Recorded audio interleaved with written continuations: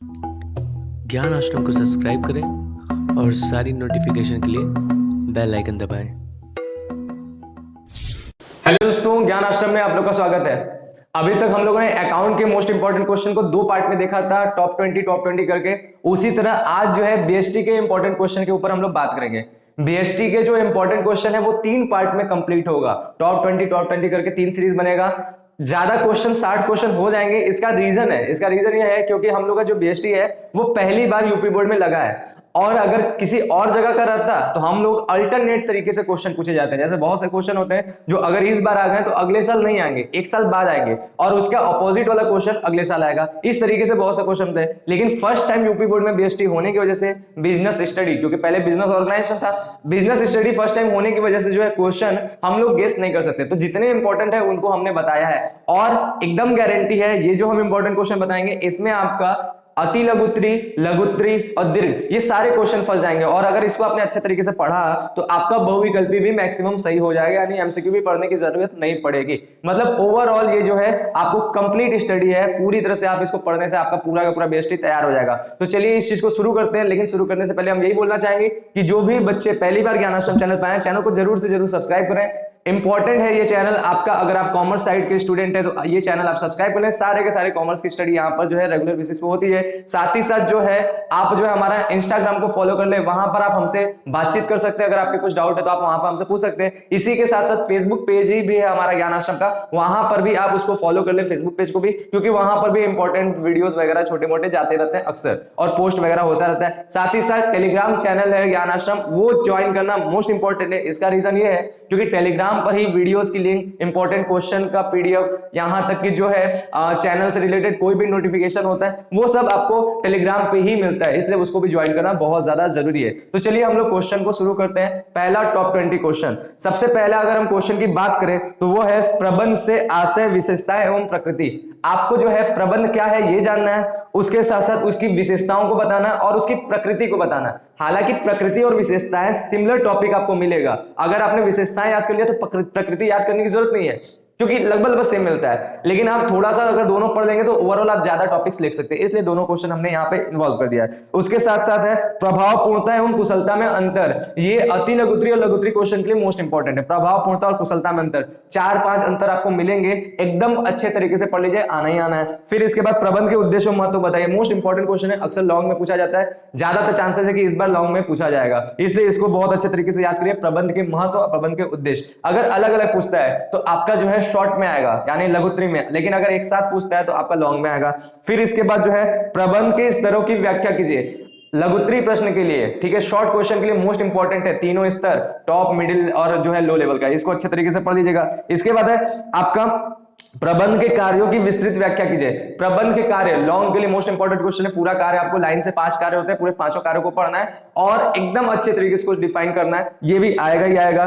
फिर most important question है समन्वय की प्रकृति एवं महत्व को समझाइए। हालांकि इससे भी ज्यादा इंपॉर्टेंट ये है कि समन्वय एवं सहयोग में अंतर बताइए, ठीक है, लेकिन ये समन्वय की प्रकृति और महत्व को बताइए, इसको आपको पढ़ना है। और इसी का एक पार्ट है समन्वय और सहयोग में अंतर, इसको भी आप अच्छे तरीके से पढ़ लीजिएगा। इन दोनों में से कोई एक क्वेश्चन आना ही आना है, इसलिए इसको अच्छे तरीके से पढ़ लीजिएगा। फिर आता है आपका सेकंड चैप्टर में हेनरी फ्योल के प्रबंध के 14 सिद्धांतों की व्याख्या कीजिए। हेनरी फ्योल का 14 सिद्धांत एकदम आने के चांसेस है, एकदम, तो इसको एक बहुत अच्छे तरीके से पढ़ेगा, मोस्ट इंपॉर्टेंट है। इसी तरह वैधानिक प्रबंध के सिद्धांतों को बताइए। आपका जो एफडब्ल्यू टेलर वाले हैं उनके भी सिद्धांतों को पढ़ लीजिए, क्योंकि दोनों में से कोई एक आता है, क्योंकि पहली बार एग्जाम में तो कोई भी आ सकता है, इसलिए हमने दोनों इंपॉर्टेंट के तौर पर आपको बता दिया। दोनों में से एक आएगा, ये तो एकदम गारंटी है, इसलिए इन दोनों को आप इग्नोर नहीं कर सकते, अच्छे तरीके से पढ़िएगा। फिर इसके बाद जो है टेलर की वैधानिक तकनीकों का वर्णन कीजिए। जो टोटल तकनीक है टेलर के, उन सारे तकनीकों को भी आप पढ़ लीजिएगा, अच्छे तरीके से हमारे चैनल पे पढ़ाया गया, उसको आप कंप्लीट पढ़िएगा और समझिएगा, वो भी आपके आने के चांसेस है। या तो फ्योल के 14 सिद्धांत आते हैं या तो टेलर के तकनीकें आते हैं, इनमें से कोई एक क्वेश्चन आता ही आता है लॉन्ग में, और शॉर्ट में पूछ सकता है कि टेलर के जो है सिद्धांत, वैज्ञानिक प्रबंध के सिद्धांत, ठीक है, ये बात हो गया। फिर इसके बाद जो है आपका नियोजन से आशय, लक्षण एवं महत्व बताइए। नियोजन चैप्टर का पहला थ्योरी, नियोजन से क्या आशय है, उसका क्या लक्षण, उसका क्या महत्व, ये पढ़ लेना है। फिर उसके बाद आपको क्या स्थायी एवं एकल उपयोग वाले योजनाओं का जो है अंतर लिखना है। आपको अंतर ही केवल नहीं पढ़ना है बल्कि आपको उसका डिटेल भी पढ़ना है। स्थायी उपयोग वाले योजनाएं, एकल उपयोग वाले योजनाएं, वो दोनों क्या आशय हैं, दोनों का 2-2 3-3 गुण पढ़ लीजिएगा, दोष पढ़ लीजिएगा और उसके बाद अंतर आप याद कर लीजिएगा, क्योंकि इस बार जो है शॉर्ट क्वेश्चन अंतरों से भरे रहेंगे। टोटल 6 शॉर्ट क्वेश्चन आते हैं, उसमें से हमको लगता है कि 4 तो कम से कम अंतर आएगा, 4 क्वेश्चन अंतर आएगा, इसलिए अंतर सभी मोस्ट इंपॉर्टेंट इस बार होने वाले हैं। फिर इसके बाद जो है योजनाओं के वर्गीकरण को विस्तार से समझाइए। योजनाएं कितनी प्रकार की होती हैं, उनका क्या क्या वर्गीकरण है, उसको आपको बहुत ही अच्छे तरीके से पढ़ लेना है। ठीक है, तो यहाँ पे प्लानिंग वाला चैप्टर भी कंप्लीट। नेक्स्ट हमारा जो आता है संगठन से आशय, विशेषताएं एवं प्रकृति को बताइए। ठीक है, संगठन क्या है, उसकी क्या विशेषता है, उसकी क्या प्रकृति है। फिर से हमने बताया विशेषताएं प्रकृति सिमिलर टॉपिक मिलेंगे, कोई एक भी पढ़ते हैं दूसरे में उसको लिखते हैं, सही माना जाता है, नंबर मिल जाता है। ठीक है, लेकिन आप अलग अलग याद करेंगे तो ज्यादा बेहतर है। ठीक है, नेक्स्ट हमारा क्या है, संगठन का महत्व बताइए। ज्यादा इंपॉर्टेंट नहीं लेकिन इसको पढ़ लेंगे। अब आता है जो है इंपॉर्टेंट क्वेश्चन, वो है कार्यात्मक एवं विभागीय संरचना। यहां से मोस्ट इंपॉर्टेंट क्वेश्चन है संगठन का। कार्यात्मक एवं विभागीय संरचना से क्या आशय है, उसका गुण एवं दोष और साथ ही साथ उन दोनों में अंतर। ठीक है, कार्यात्मक एवं विभागीय संरचना में अंतर।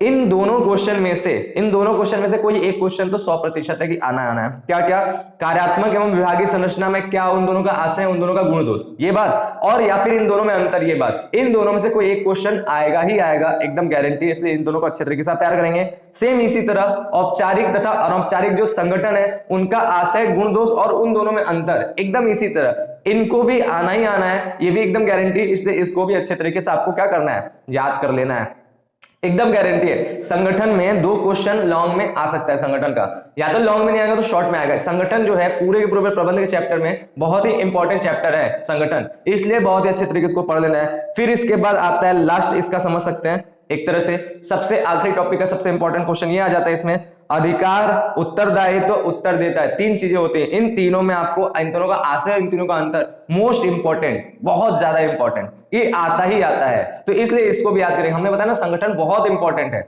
इसलिए उसको आप छोड़ नहीं सकते। संगठन से सबसे ज्यादा क्वेश्चन बनते हैं, एकदम अच्छे तरीके से आप इसको पढ़ लेंगे। इसी की तरह आपका जो है अगला, केंद्रीकरण एवं विकेंद्रीकरण से आशय तथा अंतर बताइए। केंद्रीकरण एवं विकेंद्रीकरण क्या है, इन दोनों का आशय, इन दोनों का अंतर, इसको भी आपको पढ़ना है। ठीक है, और इसी की तरह क्या है, विकेंद्रीकरण का महत्व तथा लाभ को बताना है, क्योंकि विकेंद्रीकरण ज्यादा इंपॉर्टेंट केंद्रीकरण की तुलना में। ठीक है, तो विकेंद्रीकरण के आपके क्या महत्व है तथा क्या लाभ है, इसको भी बताना है। साथ ही साथ एक क्वेश्चन हम छोड़ देते हैं, उसको भी ध्यान दे लीजिए, वो है अधिकार अंतरण एवं भारार्पण, दोनों एक ही होता है। अधिकार अंतरण एवं भारार्पण एक ही नाम है, उन दोनों का आपको महत्व बताना है। बहुत रेयर है, बहुत कम इंपॉर्टेंट है, लेकिन आ सकता है तो उसको भी पढ़ लेंगे। तो ये हुआ हमारा टॉप 20 क्वेश्चन। ठीक है, तो इनको आप अच्छे तरीके से तैयार करिए। ये आपका जो है संगठन तक का पूरा क्वेश्चन कंप्लीट, यहां तक आपने पढ़ा तो संगठन तक आपका पूरा तैयार हो जाएगा।